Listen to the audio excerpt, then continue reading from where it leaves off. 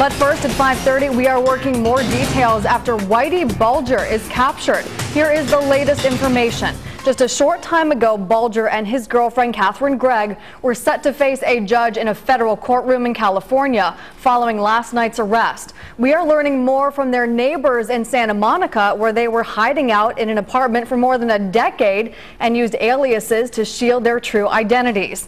Law enforcement agents say they have removed more than 24 guns from the apartment the two shared. And tonight we are taking a closer look at the timeline that Bulger and Gregg were on the run. Eyewitness News reporter Stephen Schuler has been working the story all day and joins us now with more details. Well, it's been a 16-year saga and a worldwide manhunt. And in recent years, the feds say they've pulled out all the stops to try to catch Whitey Bulger.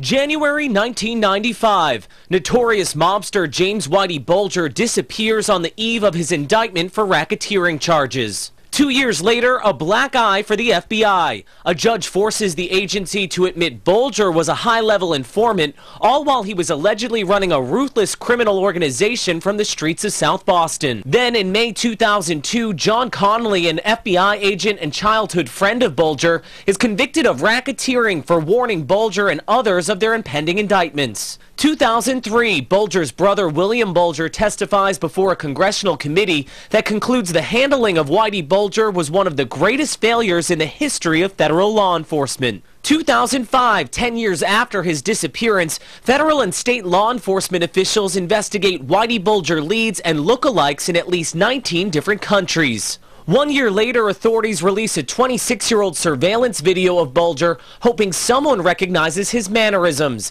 In 2007, the FBI releases another video of a couple resembling Bulger and his longtime girlfriend Catherine Gregg in Italy. It turns out to be a false lead. 2010, the FBI launches an appeal to plastic surgeons in an effort to locate Bulger and Gregg.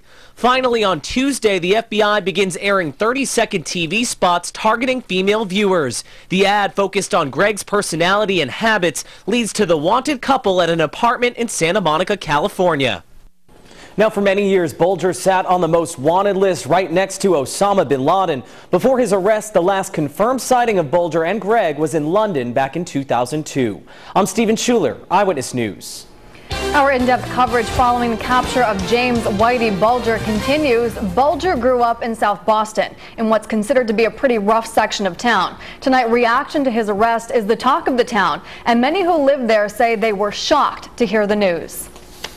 I just saw it on the news when I woke up this morning, and my thought was they came up with this ad campaign to capture him. 2 days later, they capture him. Why didn't they do that 10 years ago? It's interesting that somebody could evade capture for that long. Southie's changed so much in the past 15 or 20 years that it's like his influence is no longer relevant. Many people who live in Southie say Bulger is known as a violent man, but they also say he's a man who would help those in need. The 16-year search for Whitey Bulger meant big bucks in Hollywood. A few notable movies and TV shows were based on Bulger. The television series Brotherhood, which was filmed right here in Providence, concentrates on the dynamic between Whitey Bulger and his brother William, who was Massachusetts Senate president for more than a decade. Also, Martin Scorsese's film The Departed featured big-name actor Jack Nicholson, who played a character based on Whitey.